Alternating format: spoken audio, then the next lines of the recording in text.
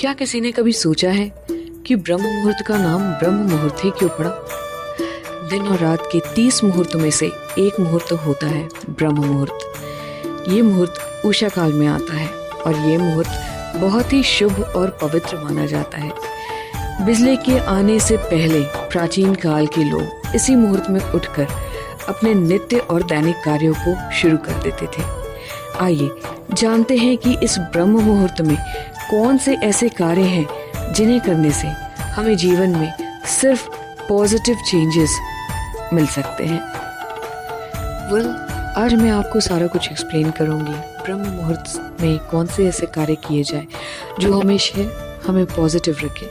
But before starting this video, this is my heartly request to you all, please मेरे video को like and subscribe करना ना भूलें, क्योंकि आपकी सपोर्ट मेरे लिए बहुत ही ज़्यादा मोटिवेशन का काम करते हैं और मैं इससे बहुत ही ज़्यादा मोटिवेटेड होती हूँ कि मैं आगे भी वीडियोस ला सकूँ। तो चलिए शुरुआत करते हैं।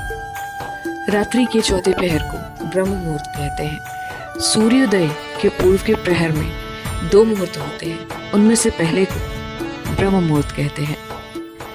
ब्रह्म का अर्थ होता है परमात्मा और मुहूर्त का अर्थ होता है समय, अर्थात वो समय जो हमें परमात्मा को मिलाता है उसे ब्रह्म मुहूर्त कहते हैं। और इसलिए इस मुहूर्त को, इस समय को परमात्मा के प्रहर का नाम दिया गया और इसलिए इसे ब्रह्म मुहूर्त का नाम दिया गया। अब वो चीज़ें जो करने से हमें हमेशा पॉजिटिव चेंजेस अपने लाइफ में नजर आएंगे। सबसे पहला काम, ब्रह्म मुहूर्त में उठते ही सबसे पहले हमें तांबे के लोटे से जल को ग्रहण करना चाहिए।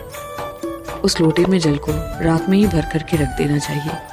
उसके बाद नित्य कर्म से निवृत्त हो जाइए और ये जल पीने से सभी तरह की टॉक्सिक पदार्थ हमारे शरीर से बाहर हो जाते हैं। जल्दी उठने में सौंदर्य, बल, विद्या और स्वास्थ्य की प्राप्ति होती है। वर्ण कीर्ति मतीम लक्ष्मीम स्वास्थ्य मायुश्च विदंती ब्राह्मे मुहूर्त संजाग गच्छसि वा पंकजय यथा। इसका अर्थ है ब्रह्म मुहूर्त में उठने से व्यक्ति को सुंदरता, लक्ष्मी, बुद्धि, स्वास्थ्य, आयु आदि की प्राप्ति होती है। ऐसा करने से शरीर कमल की तरह सुंदर हो जाता है। दूसरी बात है कि इस मुहूर्त में की गई पूजा, किया गया ध्यान या मेडिटेशन या की गई प्रार्थना सफल होती है। अतः ये कार्य जरूर करें, इससे पूरा दिन शुभ व्यतीत होता है। इस समय संपूर्ण वातावरण शांतिमय और निर्मल होता है। देवी देवता इस काल में विचरण कर रहे होते हैं। सत्व गुणों की प्रधानता रहती है। प्रमुख मंदिरों के पट भी ब्रह्म मुहूर्त में ही खोल दिए जाते हैं तथा भगवान का श्रृंगार व पूजन भी ब्रह्म मुहूर्त में ही किए जाने का विधान है। यद्य सुर उदितो अनागा मित्रो अर्यमा सुवाति सुवाति भग, अर्थात व्यक्ति को सुबह सूर्योदय से पहले शौच व स्नान कर लेना चाहिए। इसके बाद भगवान की पूजा अर्चना करनी चाहिए। इस समय शुद्ध व निर्मल हवा से स्वास्थ्य और संपत्ति की वृद्धि होती है। इस मुहूर्त में छात्रों द्वारा किया गया अध्ययन सदा के लिए दिमाग में स्थापित हो जाता है। यह समय अध्ययन के लिए सर्वोत्तम माना गया है, क्योंकि रात को आराम करने के बाद सुबह जब हम उठते हैं तो शरीर तथा मस्तिष्क में भी एनर्जी वो फ्रेशनेस बनी रहती है। सुबह ऑक्सीजन का लेवल भी ज़्यादा रहता है तो हमारे ब्रेन को एक्स्ट्रा एनर्जी प्रदान करता है, जिसके चलते हमारी जो भी अध्ययन बातें स्मृति कोश में आसानी से चली जाती है। यह समय ग्रंथ रचना के लिए भी उत्तम माना गया है। चौथी बात है कि हमें व्यायाम अवश्य करना चाहिए। इस मुहूर्त में कसरत, योग, टहलना आदि बहुत ही बेनिफिशियल माना गया है। नित्य कर्म से निवृत्त होकर ये कार्य जरूर करना चाहिए। इससे मन और मस्तिष्क के साथ ही शरीर में निरोगीपना बने रहता है।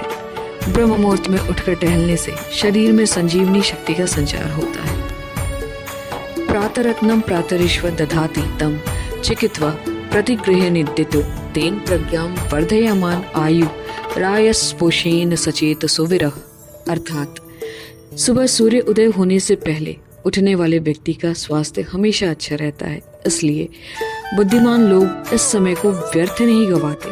सुबह उठने वाले व्यक्ति स्वस्थ, सुखी, ताकत वाले और दीर्घायु होते हैं। वैज्ञानिक शोधों से ज्ञात हुआ है कि ब्रह्म मुहूर्त में वायुमंडल बिल्कुल पॉल्यूशन फ्री होता है। इसी समय एटमॉस्फेयर में ऑक्सीजन की मात्रा सबसे अधिक होती है, जो कि 41% है, जो फेफड़ों की शुद्धि के लिए बहुत महत्वपूर्ण है। शुद्ध वायु मिलने से मन मस्तिष्क भी हमारा हेल्दी रहता है। आयुर्वेद के अनुसार इस समय बहने वाली वायु को अमृत तुल्य कहा गया है।